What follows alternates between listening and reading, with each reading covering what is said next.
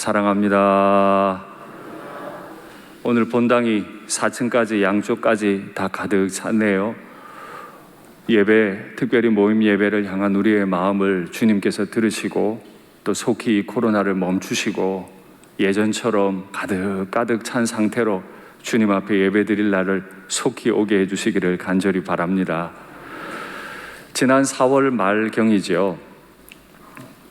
예수님께서 요단 강변에서 세례 받으시는 장면을 가지고 말씀을 나누었습니다. 그 사이에 교회 절기가 3주간 있었기 때문에 말씀을 더 나누지 못했는데 오늘 본문을 보니까 곧 그때에 라는 말로 기록되어 있습니다. 마가복음 1장에서는 이 그때라는 말을 곧이라는 단어로 번역해 두었습니다. 예수님께서 세례 요한에게 요단 강변에서 세례를 받으신 바로 그때에 곧 세례를 받으실 때 성령께서 예수님의 머리 위에 임하셨습니다. 그리고 저는 그 사건을 왕의 대관식이라 말씀드렸죠. 왕의 머리에 성령의 관이 씌워졌습니다. 성령의 왕관이 씌워진 사람은 자신의 뜻대로 행동할 수 없습니다. 성령을 따라 행동합니다. 성령의 인도 따라 행동합니다. 성령께서 예수님께 임했기 때문에 성령께서 예수님을 이끌고 광야로 나가셨죠. 그 장면에 대해서 누가는 이렇게 기록했습니다. 확인하시죠.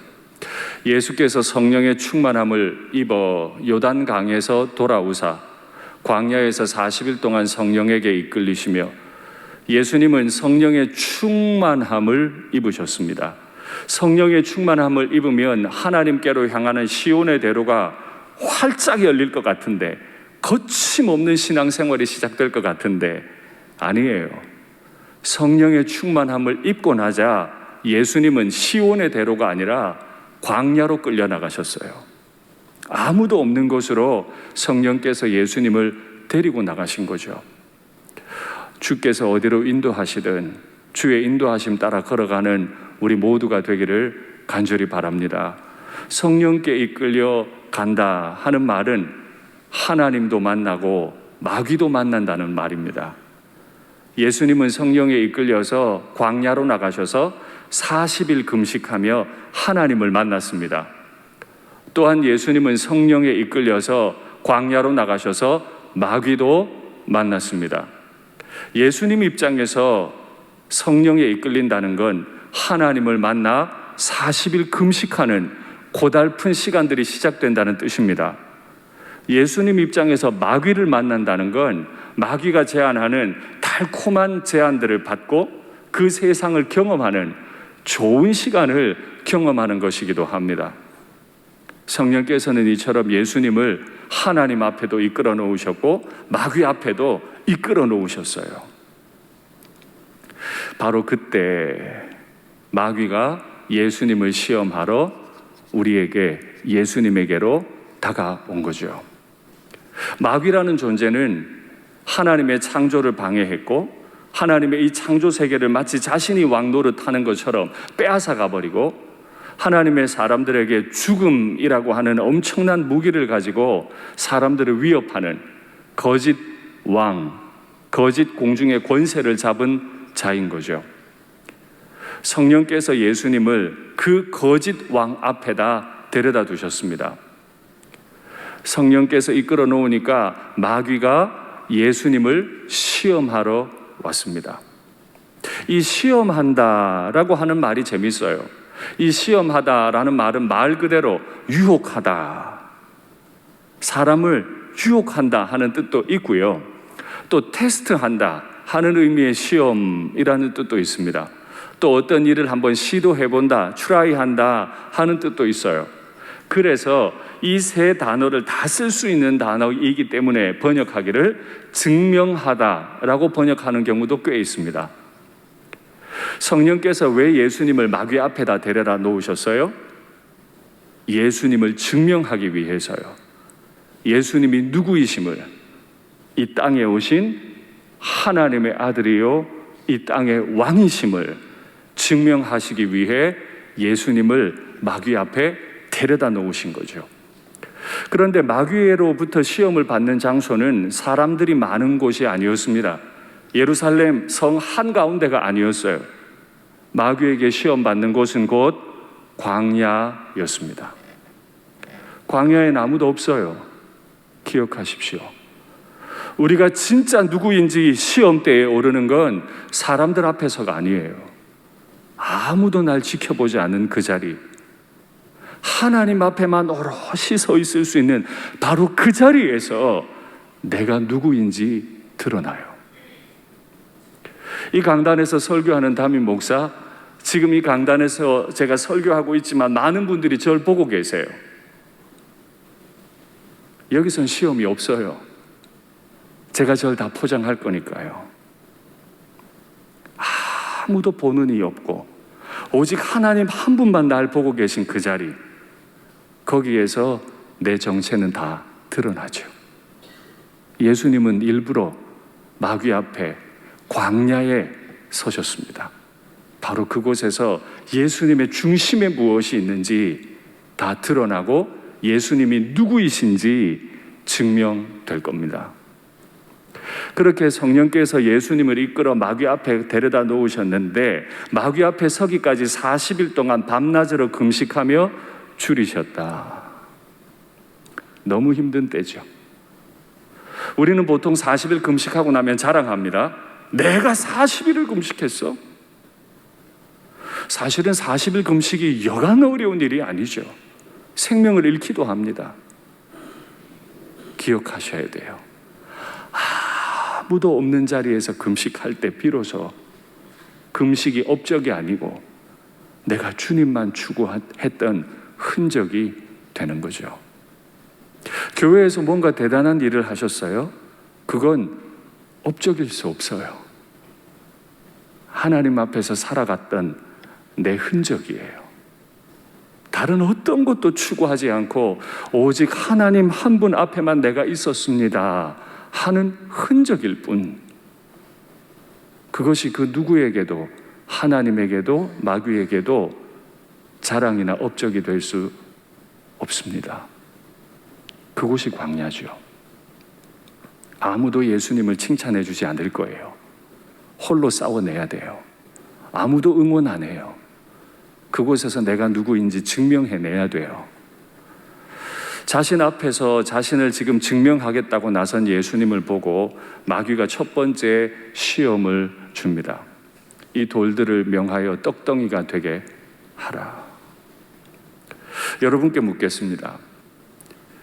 돌을 떡으로 만들고 그 떡을 먹는 건 죄입니까? 아닙니까? 떡을 먹는 게 대단한 잘못입니까? 아닐 겁니다. 떡 얼마든 먹을 수 있습니다. 더구나 지금 예수님께서는 40일을 밤낮으로 금식했기 때문에 그 어떤 때보다도 자신이 가진 성자의 권위를 사용해서 이 돌을 떡으로 만들고 먹고 싶은 때예요. 그런데 마귀가 그걸 잘 알고 묻는 거죠. 그 앞에 전제가 있습니다. 네가 만일 하나님의 아들이거든. 마귀는 다 알고 있어요. 예수님이 누군지 마귀는 다 알고 있어요. 마귀는 다 알고 있어요. 우리가 누군지 다 알고 있어요. 네가 하나님의 아들이야? 네가 성자야? 마귀가 어떻게 하나님을 이기죠? 마귀는 하나님을 절대 못 이깁니다. 본인도 알고 있어요. 그러나 왜 네가 만일 하나님의 아들이거든 이 시험을 던졌습니까? 자신이 왕노릇하고 있는데, 자신의 나라를 딱 구축해 놓았는데 갑자기 성자께서 사람의 몸을 입고 이 땅에 오셨어요. 그러니 마귀 입장에서는 도전받은 거예요. 그래서 예수님을 도전합니다. 마귀는 유혹자일 뿐 아니라 언제든지 하나님의 나라를 향해 도전하는 못된 녀석이죠. 마귀는 예수님만 도전했을 뿐 아니라 수시로 우리의 내면을 도전하고 우리의 삶의 체계를 흔들어 놓기 위해서 도전합니다. 예수님께서는 그 도전을 받으시고 싫다든지 혹은 좋다 하고 그 돌로 떡을 만들어 드신 게 아니고 하나님의 말씀으로 대응하셨죠. 사람이 떡으로만 살 것이 아니요 하나님의 입으로부터 나온 말씀으로 살 것이다. 지금 전혀 다른 이야기 아니에요? 아니, 배고프니까 돌로 떡 만들어 먹으려는데 그게 무슨 죄라고, 그게 뭐 그렇게 대단한 얘기라고 거창하게 말씀까지 인용해가지고 사람이 떡으로 살 게 아니야, 하나님의 입으로부터 나온 말씀으로 살 거야. 바로 분별해야 한다는 뜻입니다. 분별하지 못해서 분별력을 잃어버려서 자신의 인생을 잃어버린 인생들이 있습니다. 바로 아담과 하와죠. 하나님께서 에덴 동산에 수천 그루의 나무를 다 심어 놓으셨죠. 거기서 아름답고 탐스러운 열매 많이 나게 하시고 다 먹게 하셨어요. 그런데 다 먹는데 하나만 먹지 마라. 그거 하나 안 먹는 게 분별력이에요. 그 분별력을 잃는 바람에 그는 에덴을 잃어버리고 말았죠. 이스라엘 백성들이 출애굽해서 광야 시절을 살 때도 분별력을 잃었던 시대예요. 하나님께서 인도하시는 인도에 순종하지 않고 거기 가네 못 가네 다투고 목이 마르네 배가 고프네 계속 분별력 없는 얘기하니까 결국 가나안을 잃어버렸죠. 지금 예수님은 40일 밤낮으로 금식하셨기 때문에 누구보다도 지치셨고 예민해져 계시고, 그래서 분별력을 잃기 딱 좋은 상황이죠. 근데 예수님께서 사람은 떡으로만 사는 게 아니고 말씀으로 살아. 약간 동문서답 같은 대답을 하셨단 말이죠. 무슨 뜻이에요? 마귀는 예수님을 제안하는 겁니다. 넌 떡의 사람이야. 너 하나님 아니고 떡 먹어야 살지? 떡 먹어봐. 예수님의 대답은 이렇습니다. 맞아. 난 떡의 사람이야. 나는 몸을 가졌고 지금 너무 줄여 있는 상태야. 나 떡 먹어야 사는 사람 맞아. 그런데 내가 떡을 먹을지 말지 결정할 분은 따로 계셔. 지금 이 얘기입니다. 성령이 이끌어서 광야로 내모르셨고 40일 금식하게 하신 분도 성령이세요. 그 금식을 끝낼 건지 말 건지 결정하는 것도 예수님 자신이 아니고 성령이세요. 그 모든 결정권이 성령께 있음을 예수님께서 선포하신 겁니다. 떡 먹는 것이 죄가 아니지만 떡을 먹을까요 말까요? 금식을 끝낼까요 말까요? 결정권이 자신에게 없음을 선포하는 것, 그것이 마귀의 도전을 응전해서 이겨내는 길인 거죠. 하나님의 나라는 어떻게 이루어져요? 천국이 어떻게 내 마음에 이루어지고 가정과 교회에 이루어져요? 매 순간 결정권을 예수님께로 양도해 드릴 때, 예수님께서 결정하시는 대로 따를 때, 그때 천국은 이루어집니다. 예수님께서 말씀으로 응전을 하니까 마귀가 두 번째 시험으로 도전합니다. 근데 마귀도 이제 말씀 가지고 도전하죠. 예수님을 이끌기를 거룩한 성 예루살렘으로 데려가서 그 한가운데 있는 성전 꼭대기 위에 예수님을 올려놓고 말씀으로 유혹합니다. 네가 하나님의 아들이거든 이 꼭대기에서 한번 뛰어내려봐. 그러면 성경 시편 91편에 있는 대로 하나님께서 천사를 보내서 네 발을 돌에 부딪히지 않도록 딱 받아주지 않겠냐? 생각만 해도 신기한 상황이고 놀랍지 않습니까? 그 거룩한 성 예루살렘에는 사람들이 굉장히 많아요. 성전에는 하나님을 믿겠다고 나온 종교심으로 가득한 백성들이 가득해요. 그 꼭대기에 예수님이 섰는데 예수님이 거기서 몸을 던져 뛰어내려요. 대단한 퍼포먼스를 하는 거죠. 그때 만약에 예수님이 뛰어내렸는데 천사가 와서 예수님의 발을 딱 받쳐준다면 두말할 것도 없어요. 그대로 예수님은 스타가 되는 거죠. 모두 예수님을 사랑하게 될 거예요. 바로 이렇게 유혹하는 거죠. 예수님은 그 유혹에 대해 또다시 말씀으로 응전하십니다. 하나님을 시험하지 마라. 왜 이것이 하나님을 시험하는 행동입니까? 마귀는 말씀을 자꾸 비틀어요. 하나님의 원래 뜻대로 적용하지 못하게 하고 내 뜻대로 자꾸 비틀어 적용하게 해요. 원래 이 시편 91편은 어떤 위기의 순간에 뛰어내리면 받아주고 메시아임을 증명하는 그런 성경 구절이 아닙니다. 시편 91편 확인하시죠. 그가 너를 위하여 그의 천사들을 명령하사 내 모든 길에서 너를 지키게 하심이라. 신자들이 걸어가는 모든 길에서 하나님은 지켜주실 거예요. 내가 높은 데서 뛰어내려서 내가 스타가 되기 위해 지켜주시는 게 아니고 신자로 하루하루 살아가는 모든 날 동안에 날 지켜주세요. 그들이 그들의 손으로 널 붙들어서 발이 돌에 부딪히지 아니하게 하리로다. 다음 말씀 확인하겠습니다. 1000명이 내 왼쪽에서 10,000명이 내 오른쪽에서 엎드러지나 수많은 사람들은 하나님의 이 도우심을 받지 못해 좌우에서 다 엎드러져요. 그러나 넘어지는 이 재앙이 가까이 하지 못하도록 성부께서 우리를 지켜주시는 거죠. 다음 말씀이요. 네가 말하기를 여호와는 나의 피난처시라 하고 지존자를 너의 거처로 삼았으므로, 이 도와주시겠다는 하나님의 말씀을 믿고 하나님만 내 피난처이십니다, 하나님만 나의 거처이십니다 라고 하나님께로 자꾸 가는 사람들이 있으면, 그들이 그렇게 하나님께로 자꾸 나아가니까 어떤 화도 너에게 미치지 못하며 재앙이 네 장막에 가까이 오지 못하게 될 거다. 그리스도인으로 산다고 하는 건 이 하나님의 전적 도우심, 그걸 경험하며 산다는 뜻입니다.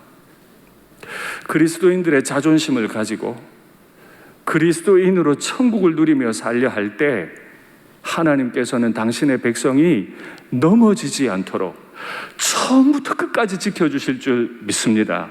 그래서 시편 91편은 이렇게 마무리됩니다. 하나님이 이르시되 그가 나를 사랑한즉 내가 그를 건지리라. 그가 내 이름을 안즉 내가 그를 높이리라. 그가 내게 간구하리니 내가 그에게 응답하리라. 그들이 환난당할 때 내가 그와 함께하여 그를 건지고 영화롭게 하리라. 아멘. 성전 꼭대기가 아니라 세상 가장 높은 곳에서 뛰어내려도 하나님은 우리를 받쳐주실 거예요. 그 어떤 어려움 가운데서도 3번이나 반복해서 말씀하시는 하나님, 내가 널 붙잡아 줄게, 내가 널 도와줄게, 내가 너 건져줄게. 그래서 네가 날 영화롭게 하게 될 거다. 넌 인생이 참 볼품없어. 그런데 네가 나를 의지하면 내가 널 높일 거고 널 영화롭게 해줄 거다. 할렐루야. 이렇게 약속하시는 하나님 앞에서 뛰어내려서 하나님이 날 도울 건지 안 도울 건지 시험할 필요가 있습니까? 마귀가 그렇게 늘 하나님을 시험해보라고 충동할 때 우리는 한 가지로 대답합니다. 주 너의 하나님을 시험하지 마라. 그건 사실 나 자신에게 하는 말이에요. 내가 하나님 시험하려 하면 안 되지. 감히 내가 사람으로서 창조주 하나님을 시험하다니. 내가 하나님을 사랑하면, 내가 하나님을 의지하기만 하면, 내가 하나님께 도와달라고 간구만 하면 하나님은 확실하게 우리의 삶을 붙잡고 이끄시고 인도하실 줄 믿습니다. 천국은 그런 나라예요. 내가 어떤 확신 가지고 만들어 놓는 체계를 세우는 나라가 아니고, 천국은 전적으로 주님만 의지하는 사람들의 모임이에요. 하나님만 열심히 의지하면 하나님이 그를 영화롭게 만들어주시는 나라가 천국인 줄 믿습니다. 예수님이 이렇게 말씀으로 대답하니까 마귀가 3번째 유혹을 하죠. 이번에는 지극히 높은 산으로 데려가요. 가장 높은 곳으로 데려가서 천하만국과 영광을 다 보여주면서 유혹하기를, 나한테 경배해라, 이거 다 줄게. 여러분께서 올라가 보신 가장 높은 빌딩은 몇 메타쯤 되세요? 저는 아직 555m 롯데월드에 올라가 보지 못했습니다. 언젠가 한번 올라가 보고 싶은 마음이 많습니다. 그러나 2번째로 높은 데는 가봤어요. 송도에 있는 312m짜리 빌딩이죠. 그 꼭대기에 올라가서 내려보니까 세상에 땅이 그렇게 아름다울 수가 없어요. 저녁에 조명이나 그 아파트가 얼마나 아름다운지 제 마음에 드는 생각이, 이야, 이런 데 좀 살아보면 좋겠다. 와, 여기서 밤마다 이 야경을 보고 저 바다를 보면 내 인생 행복하지 않을까? 사람이 높여지니까요, 마음도 높아지더라고요. 거기 살고 싶더라고요. 여러분들은 312m 정도가 아니고 555m 꼭 올라가 보시기 바랍니다. 거기 올라가셔서 한번 생각해 보세요. 와, 이걸 다 날 준다고? 이걸 다 날 준다고? 저같이 죄로 물든 인생은 그 꼭대기에 올라가면 드는 생각이, 이야, 여기 내가 살면 너무 좋겠다. 근데 예수님은 그렇게 안 보셨어요. 이야, 저 아래 죄로 인해 죽어가는 인생들이 너무 많구나. 그걸 보셨죠. 마귀의 유혹을 받으면 세상은 온통 내가 다스리고 내가 좌우지할 종들이 가득한 땅으로 보여요. 하나님의 인도를 받으면 죄로부터 구원받아야 할 죄인들이 가득해 보여요. 그래서 예수님은 그런 거 필요 없어. 나 그 영광 필요 없어. 이미 나를 영화롭게 하신 나의 하나님 아버지, 그분만 경배하면 돼. 난 너한테 경배하고 저거 받을 마음 없어. 난 하나님만 경배할 거다. 그리스도인이 된다는 건 천국만 얻고 다 잃었다는 뜻입니다. 그리스도인이 된다는 건 하나님만 얻고 다 잃은 사람이 되었다는 뜻입니다. 그 하나님 앞에만 엎드려서 경배하시는, 하나님이 이끄시는 대로만 살아가시는, 그래서 우리의 내면도 가정도 교회도 일터도 다 천국이 되는 경험을 하시기를 간절히 바랍니다. 예수님이 이 세 가지 시험을 받으심으로 하나님 나라의 진정한 왕이심을 세상에 알리셨죠. 그러니 우리는 그의 백성으로서 마귀가 어떻게 우리를 유혹하고 넘어뜨리는지 그 세 가지 원리를 확인할 필요가 있는데, 한번 화면 확인하시죠.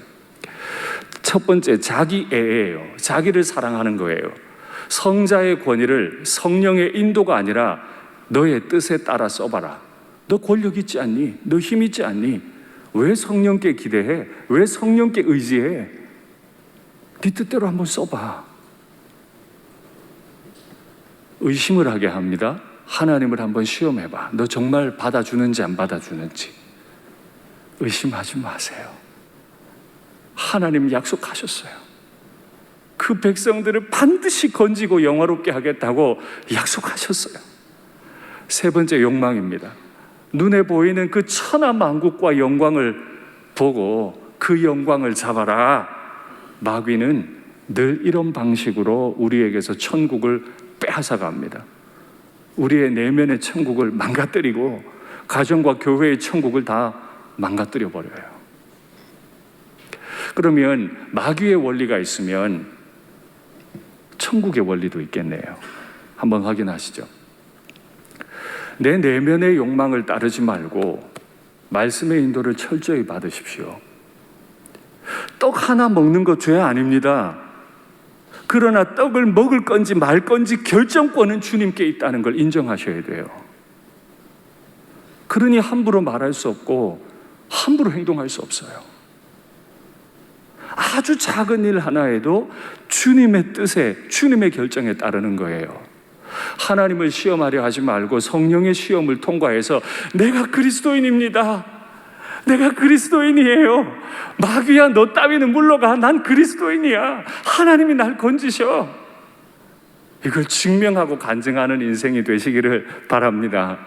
마귀와 나 자신을 경배하지 말고 마귀를 경배한다는 건 내 마음을 경배하는 겁니다. 사실 내 마음을 경배해요. 마귀가 내 마음을 꼬드기거든요. 하나님만 경배하십시오. 그러면 천국이 만들어질 줄 믿습니다. 아멘. 예전에 미국의 백인들이 예수님을 잘 믿기 위해서 영국으로부터 건너왔습니다. 그런데 아프리카로부터 흑인 노예를 데려와서 짐승 다루듯 다뤘죠. 본인들은 천국 간대요. 영국에서 더 이상 박해받기 싫어서 미국으로 와놓고 흑인들 데려다가 박해했어요. 그리고 주일날 예배당에 와서 예배드리며 찬송을 했죠.